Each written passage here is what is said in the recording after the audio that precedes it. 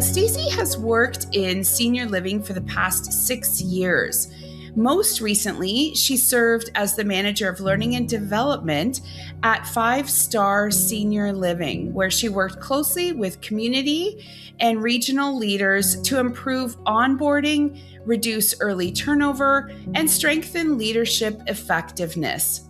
I think a lot of managers are shocked to find out that the title alone doesn't give you power. People don't listen to you just because, your title says manager. Stacy has seen how leadership shows up in the things operators care about most: staffing stability, consistent execution, and resident experience.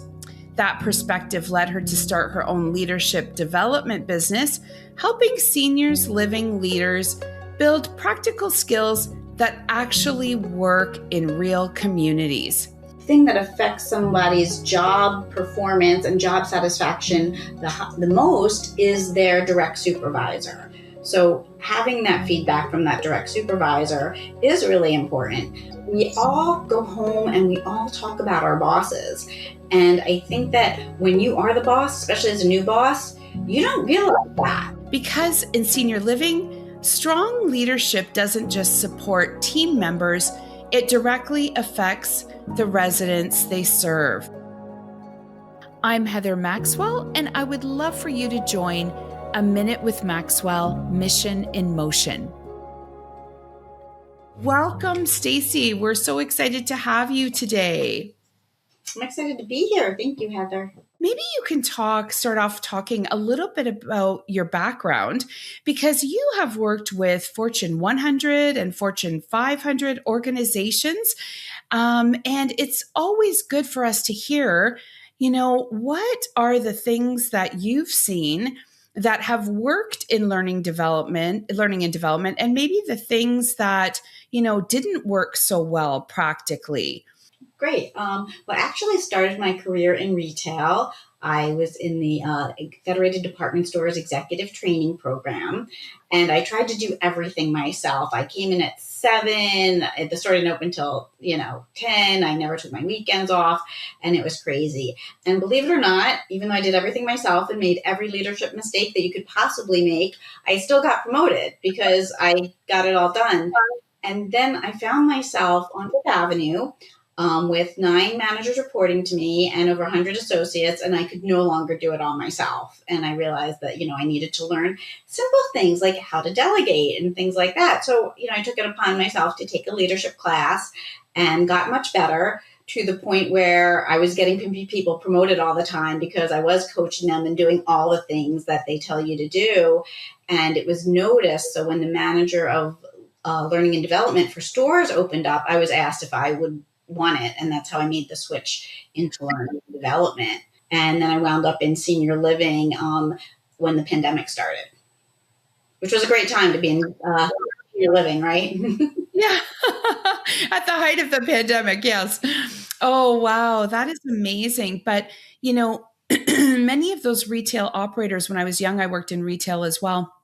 And many of those retail operators have excellent training programs, and we can always learn from them, right? So where did you start? Like in learning, maybe we can talk about where you started in learning and development. And, good for you that you noticed, as you just mentioned, when you first sort of took that first role, you recognized in yourself, and that takes emotional intelligence to recognize that, hey, I can't do it all, and I need to learn some better skills, how to delegate, those types of things. So maybe you can start off by telling us how that first role went. So, one of the things that I noticed, almost immediately, was that we were promoting great individual producers. So even though I was the manager of learning and development for stores, I shared an office with the manager of learning and development for Central. So one of the things that, one of the cohorts that reported to her were the buyers, right? So you could be a buyer and you could be great at negotiating and spotting trends and, all of these things. And then you would get promoted. And then there was a lot of assistant buyers that were coming to HR crying about how they were treated, because we promote people that are great at individual tasks and not necessarily good with people. And we found that less than 60% of managers get some type of management training along the way. So I noticed, like, early on that, that's a challenge that a lot of companies have, not just where I was at that time. Yes, absolutely. In senior living, we see it as well. We see it, right, with somebody that is a wonderful, wonderful chef, and then we make them a culinary director, and they have the servers reporting to them, and they can't communicate effectively. They can't motivate their team, and that affects turnover, which affects the resident experience. Yeah. That is so true. And we see this all the time, obviously, in executive search in our business at Maxwell Management Group and what we do. It's so great that, when companies want to promote from within, obviously that is a great, great thing. However, we have to make sure that when we take that person and we're promoting them, that we're actually supporting them in that role. Because so many times you take one of your, very, very, high level staff people that are doing very, very well in their role, a high achiever, and we promote them and then they flounder and we wonder why, right? So it'd be great to have, and I built this in one of the companies I worked for, a high potential program, right? Have your leaders identify, who are my high potential team members? Who do I see as being able to move up in the organization? And don't wait for them to move up. Give them the training, have a class on feedback, have a class on delegation, have a class on emotional intelligence, right? Start, even before they get promoted. And if you can't do that, then definitely have a new manager training program that they can join. And it can be a combination. It can be, in-person classes. It can also be virtual training. There's a lot of good, LMS classes as well. Make sure that it's understood that it's okay to be a learner and that they're not going to have all of the answers right away. I think a lot of managers are shocked to find out that the title alone doesn't give you power. People don't listen to you just because your title says manager. That building influence is really important. Yeah. And I think nail on the head there that so many times in a new leadership role, a new manager thinks, "Oh my gosh, I can't ask a question. I'm the one now that's supposed to know it all, right? I'm the one that people are going to come to."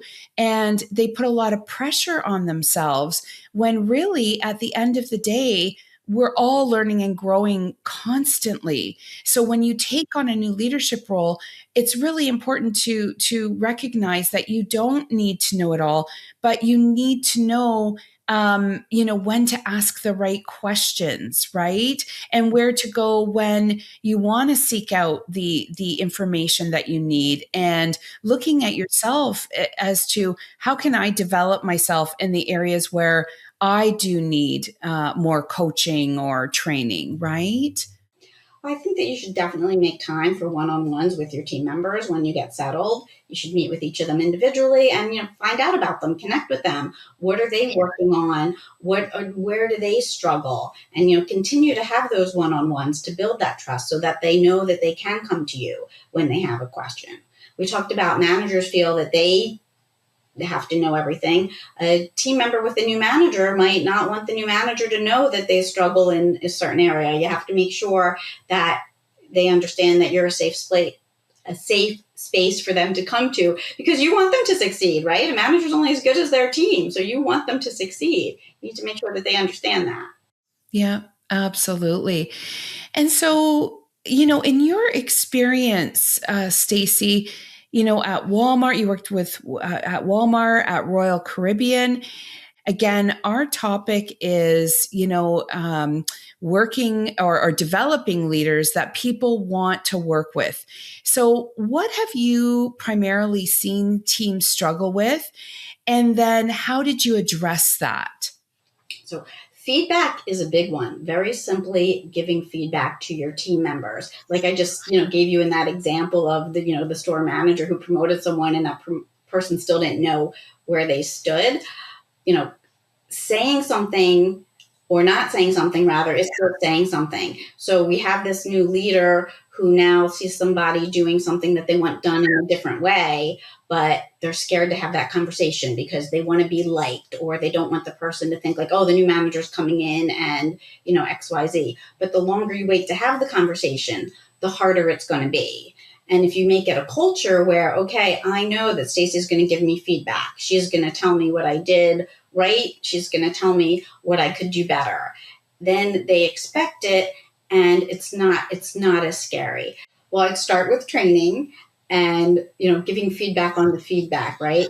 So at, Royal Caribbean, they used a model called what went well, even better if, must be better. So for example, I was a facilitator at Walmart. So at Walmart, I was a facilitator at Walmart, but at Royal Caribbean also, at the end of any training session, we would go through, okay, what went well?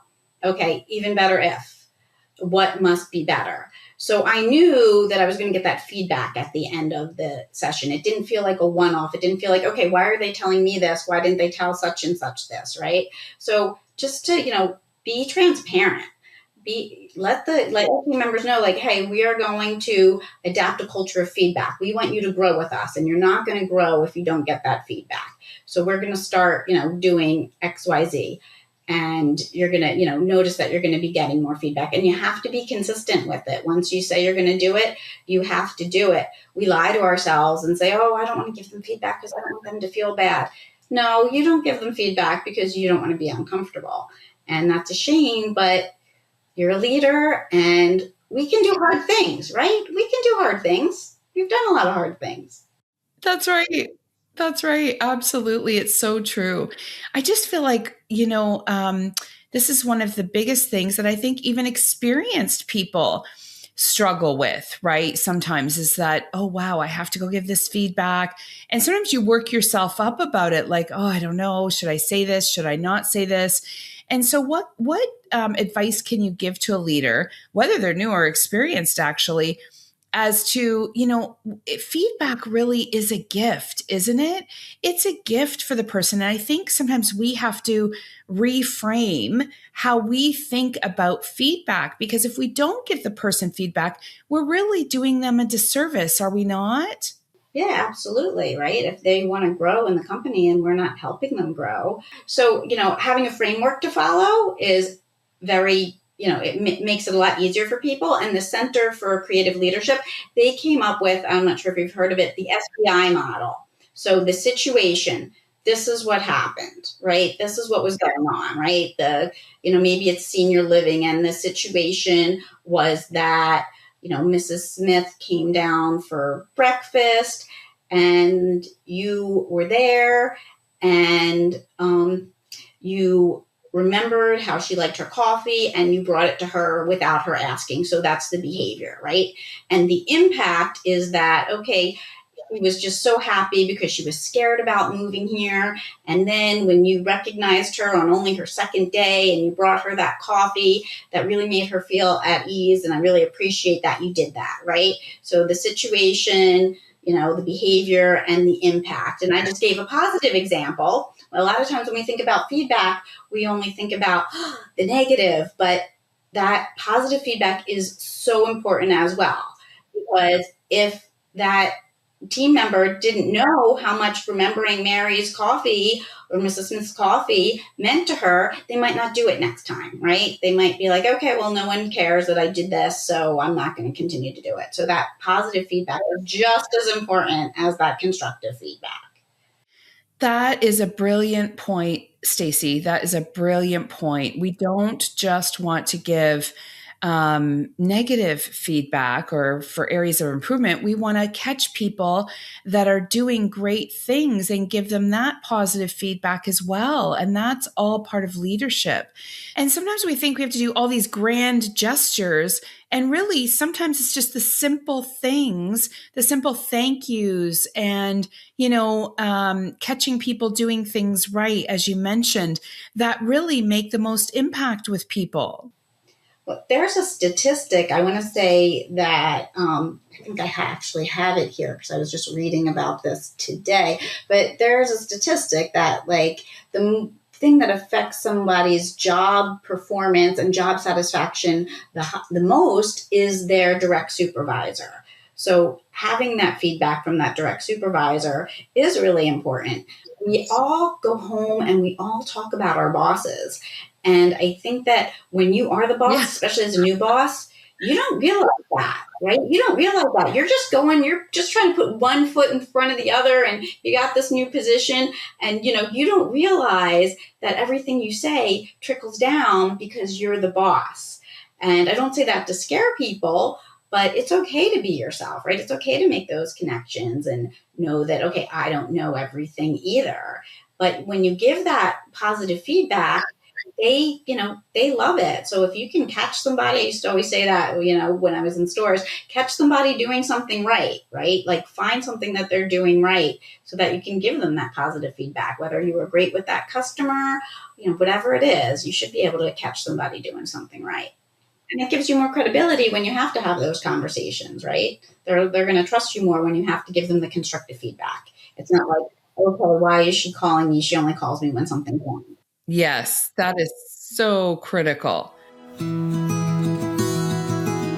This podcast is brought to you by Maxwell Management Group.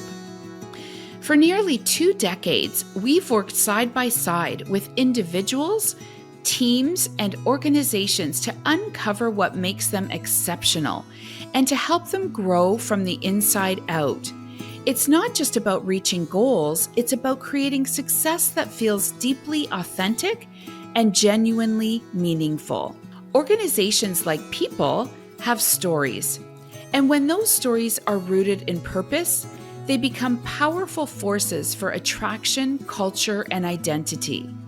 We are committed to partnering with brands that want to lead with intention, cultivate vibrant workplace cultures, and become the kind of employer that top talent seeks out, not because of perks, but because of purpose. Over the past 18 years, I've had the privilege of leading Maxwell Management Group's growth into a highly specialized national executive search and education firm, one that thrives on values, vision, and the belief that when people lead with purpose, extraordinary things happen. To find out more about our executive search, recruitment, and education services, please visit us at maxwellmanagementgroup.com. What are some other traits that we need to think about as we're developing leaders that people want to work for? There's an exercise that I do with classes where I have a flip chart and I ask them to give me one word that describes the best boss that they've ever had.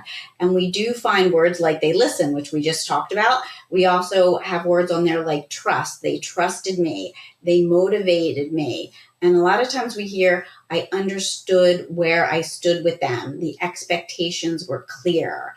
So all of those things we see over and over again when we do exercises like this. We rarely see, oh, they were so knowledgeable about the process of XYZ, right? We see all of these, what we call soft skills in there.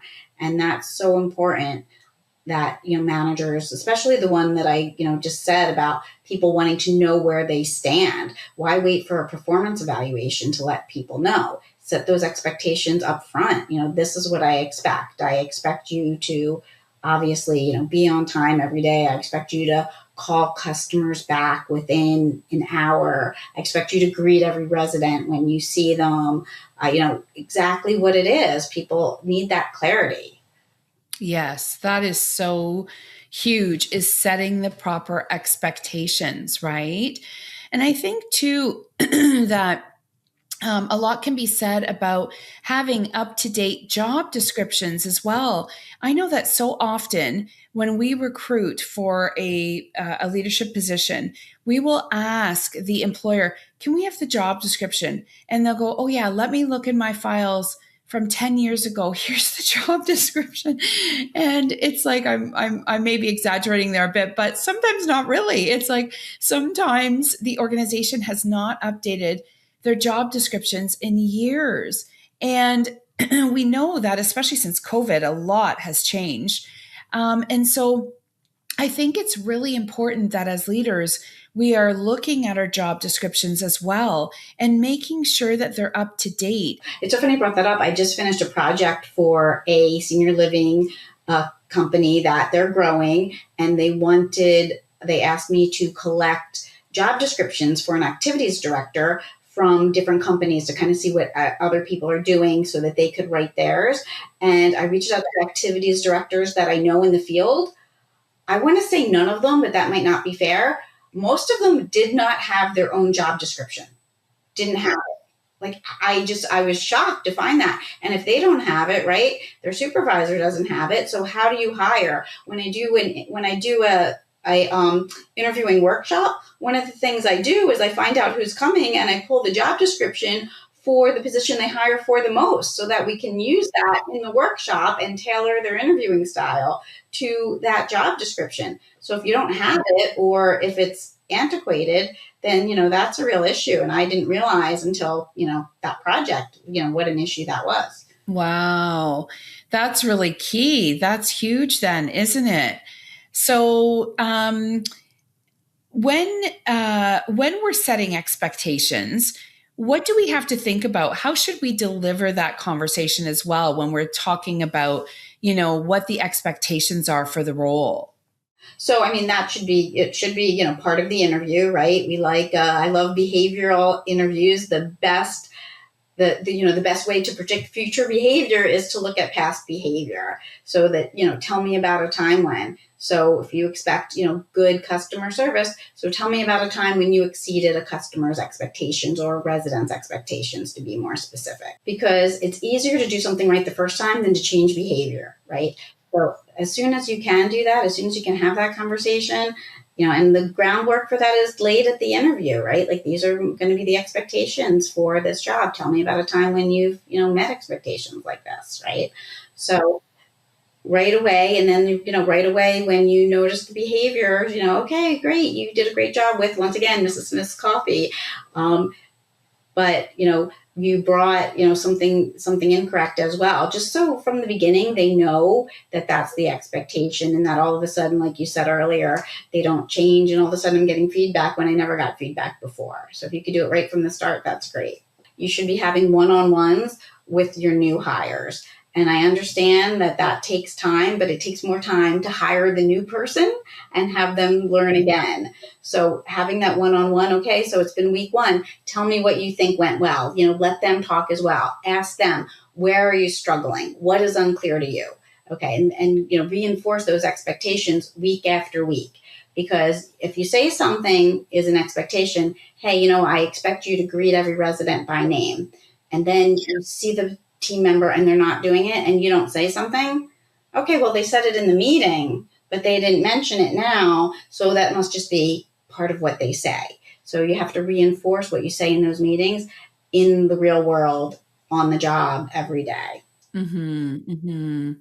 Yeah, it's so important to have those follow-ups as well. And to your point, with new people, you really should be meeting with them fairly frequently at first to make sure that they do understand the expectations and to know that you followed up on those expectations as well when they're new to the role. So we talked about listening skills.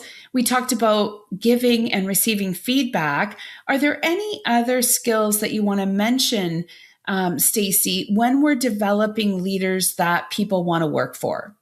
Well, they need to be comfortable delegating as well. like you mentioned earlier, a lot of times we promote a great individual producer and they love doing it. They're good at doing whatever the spreadsheet is or whatever the thing is. So they have to be comfortable delegating, and they need to understand, how to delegate. That's a tool as well. Also, I think I also talked about prioritization already, right? That's another tool. Being organized. If you have to look for, the SOP on how to do XYZ every time that you do XYZ, maybe have that particular SOP somewhere that's handy for you, right? Being organized, that's another leadership skill. And we also talked about interviewing. Like, interviewing is a leadership skill, being able to do a good interview so that you hire the right people. And, that's something else that, you'll notice if you look at a community or, any business, and the manager that has the highest turnover, well, they're probably not having their one-on-ones, but also, is it an interviewing issue, right? Are they interviewing? Yeah. And so what advice do you give to people when they're starting to delegate? Because that is a huge piece of becoming a new leader, is all of a sudden I was doing the work and now I'm delegating the work.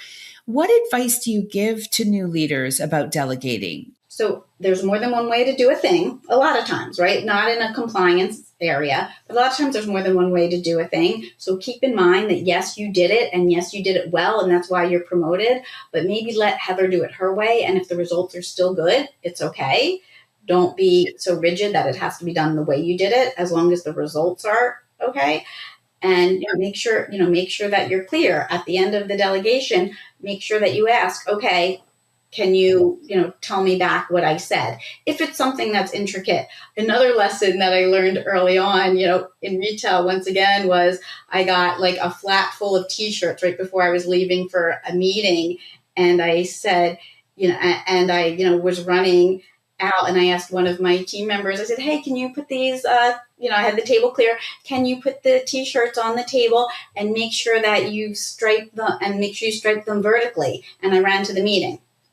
And I came back and they were horizontal. Well, why did I have to say that? Why couldn't I have said up and down? Why couldn't I have been clearer, right? So making sure that it's understood and not saying, do you understand? Because then they're going to say yes. Yeah. If it's something intricate, like maybe not with the t-shirts, but if it's something intricate, okay, so tell me back what you're going to do. Especially if it's somebody that you've delegated with before and there's been a challenge. Because if you don't delegate clearly, you're going to wind up doing it again, and that takes more time. Yeah. So putting the time in to delegate correctly, we've all had to redo something that somebody did incorrectly. Yeah. And as much as we want to blame them, if they weren't clear on it, communication is a two-way street, right? So if they didn't hear it correctly, it's a little bit on the message that we gave. Yes, yes. And I think with delegation, that goes hand in hand with follow-up as well, right? So especially when you're new to delegation, when you delegate something, you also want to follow up with that person to make sure that they did understand whatever it was that you were delegating, and they did it correctly. To your point, maybe not the way that you did it, but as long as they are carrying out the task and coming to that successful outcome, right? So it's really important to follow up and make sure they did understand what you had asked them to do as well. And what about, you also touched on time management, which is, I think, sometimes we all struggle with time management, but especially as a new leader, setting them up for success. What tips do you usually give new leaders when it comes to time management? Definitely that 80-20 rule, figuring out what the 20% of things are that gets 80% of their results, so that they are focusing on the right things. And that is something that, you can ask your supervisor as a new manager, like, okay, these are the tasks that I have to do every day. What do you think is, the most important? And one of the things that I did was I gave them all pre-work, and I gave them a diary, and they had to write how they were spending their time. So you had managers in the same positions. You had some of them that spent a lot of time in customer service, doing returns and things like that. You had somebody else that didn't spend any time in customer service because they had empowered their customer service team members to make a decision. So doing that journal and seeing how you're spending your time is a great piece of advice that I would give new managers, so that they can see, okay, well, I'm spending a lot more time doing XYZ than I thought I would. So I think that is a really good piece of advice is to journal your time, especially when you're starting a new and role. you bring to your one-on-ones with your boss. Okay, I journaled my time. This is where I'm spending my time, and ask your boss, like, okay, so where do you think that do you think this is how I should be spending my time? Do you think this is think there's an opportunity? Yeah. Why am I always in customer service and Heather's never in customer service? Yeah. That's right. That's right. Absolutely. Yeah, that makes so much sense. So that's great. Are there any other traits initially that you think new leaders need to develop generally? I think it all really comes back to trust, Yeah. right? If your team members trust you, they're going to be motivated. They're going to work for you. Yes. So, and how do you build trust, right? Just you do what you say you're going to do. You're honest, and you admit when you don't know something. So, if your team members trust you, they'll they'll perform for you. Absolutely. And it's really spending that time with them too, spending the adequate amount of time with them so that you build up that trusting relationship as well, right? Especially when they're coming into their new role. So maybe you can we can wind up, Stacy, by you telling us, you've worked for Walmart, you worked for a cruise line, very large and successful organizations. Maybe you can tell us what are some top tips that they did well when it came to developing their leaders. So being intentional about it, Royal Caribbean had a ton of different leadership programs, and you could go and you can sign up. So that was really good as well. And being supportive, right? If you wanted to go to a class and your supervisor said, no, we can't be without you today. You can't go, right? Like being supportive of letting your, team members learn. There's a lot of people that are scared of public speaking, right? That's a great resource as well. And a lot of companies have tuition reimbursement programs. Yes. So making sure that your team members, that your promotable people, and that your managers, have access to that, and that they know that, that's there for them if they want to learn more skills in a classroom setting. Yes, absolutely. So with Walmart, what would you say that, what was the one thing that stood out to you that they did well in developing their leaders? Well, they were very intentional on promoting from within. I knew more store managers that started as cart pushers or cashiers than in any other position. And they did, and they had the training program. And when I got there, it was a 4-week training program. It moved to 6 weeks, then it moved to 8 weeks. Then it was like 4 weeks with us, 2 weeks in your store, and then 4 weeks back, which was great because it's one thing to sit in the classroom, but then it's another thing to be out in the store. Yes. So they were always evolving it to try to make it better so that the leaders, the new leaders, could hit the floor running when they got to the floor. Wow. Yeah, So they really put a lot of effort into training people then, really into those training programs. They put a lot of effort and they were very intentional about it. Yes, very intentional about it. Good. Always. Amazing. And what about Royal Caribbean? Royal Caribbean, sorry. What is one thing that stood out with them in developing their leaders that they did well? Just that they had so many classes offered, and that they had this, I guess, like this way that you could go into the system and sign up for classes. And a lot of times you'd see the same managers at any class that you went to because they were developing themselves. But, in my history of when I was a manager on the floor, it was kind of frowned upon to do something that would take you out of the job. Yeah. What do you mean you're going to a class? What do you mean you're whatever? So Royal Caribbean was the opposite of that. We would talk about, oh, that's the one that comes to all the classes. He must really want to do a good job that he, spends so much time developing himself, right? We knew who took advantage of the classes. Yeah. So that's amazing. So Royal Caribbean had their own classes that you could just sign up for as a new leader and take those classes. Yeah.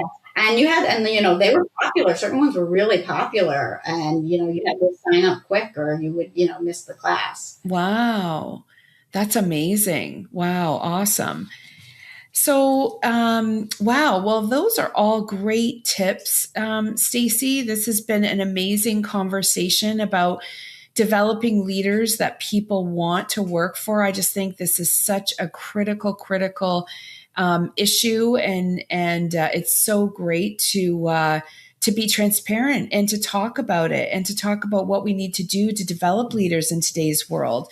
So thank you for joining us today. And can you tell us a little bit about your services and how people can reach you? I know that you're also going to be working with Maxwell Management Group on some exciting developments, with our Director of Care, and training program, and some of the programs that we're running as well. You're going to be working with us, but how can people reach you generally?